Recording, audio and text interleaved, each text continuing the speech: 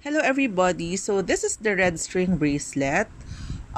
It's actually popular these days. People like to wear this red string bracelet because it is believed to bring good luck, good fortune, and protection.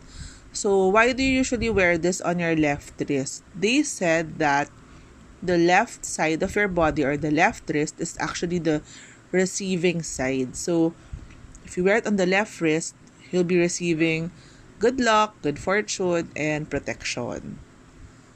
So I'm gonna show you how to knot this bracelet so it will not fall off from your wrist. How do you lock this kind of red string bracelet? So this is the knotted portion of the bracelet and this is the other end.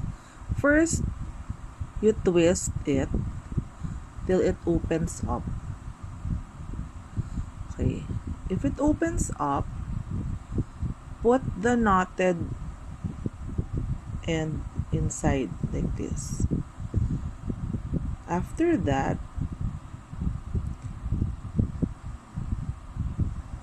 place the knotted area on the right side to form an X.